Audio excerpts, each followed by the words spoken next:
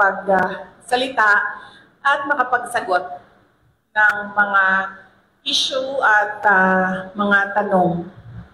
Okay? Okay. Ang taas kasi nung hagdanan.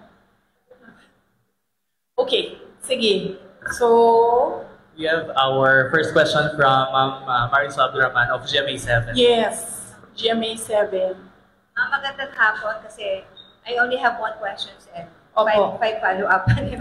Kasi tatlo lang daw pwede lang.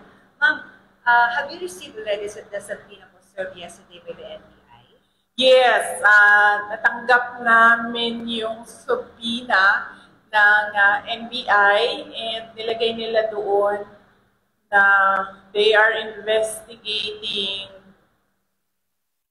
grave assault and violations violations under the anti-terrorism law. What's your...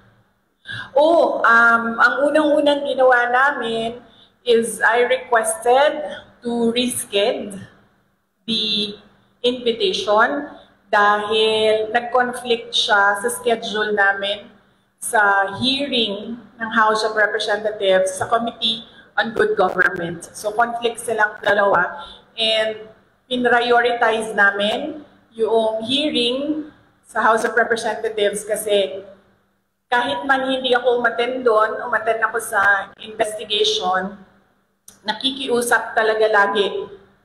And yun din talaga ang promise ko sa kanila simula pa nung mag-umpisa lahat ng mga investigasyon na sasamahan ko yung mga employees ng Office of the Vice President na pinapatawag sa mga hearings. But what's your reaction, ma'am, to these cases filed against you po? Lalo yung sinabing possible pati yung anti-terror at saka dagdag po na rin yung pinal po ng PNP just today po against you, against your group commander and some more John Does and Jane Does po. Dahil sa nangyari po ng transfer from DMMC to St. Luke's po. Yes, oo.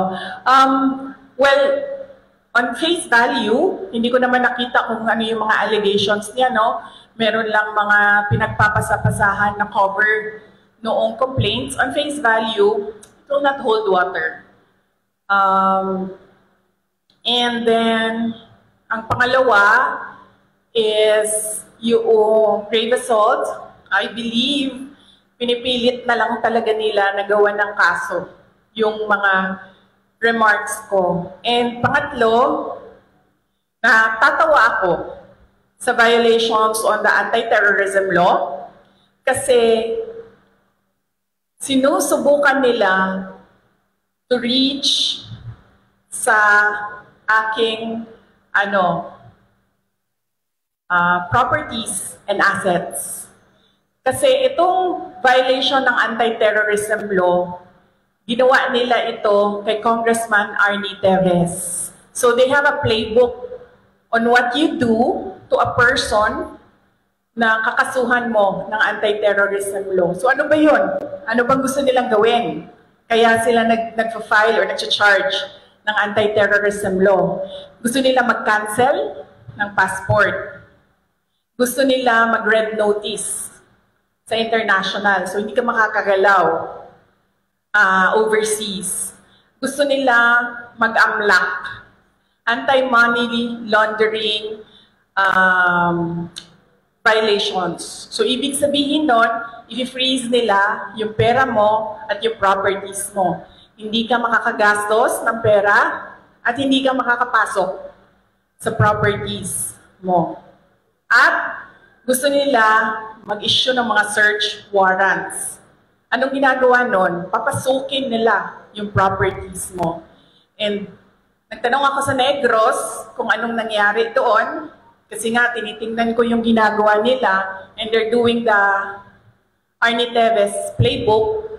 Ang ginawa nila doon, masok sila sa mga bahay, mga properties. Nagsasabi sila, may clearing team kami. Para daw safe mag-search, mauuna yung clearing team, maglalagay ng kung ano-anong baril or kung ano-anong mga posibleng illegal na mga bagay, kasama na droga, ganon.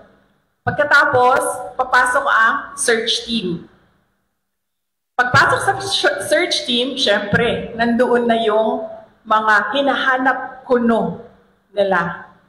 So yan ang sinusunod nila. It's not without precedent ang pag-file nila ng anti-terrorism law. Yung mga sinabi ko ngayon, yun yung gusto nilang gawin. Kaya pinipilit nila na merong violation sa batas.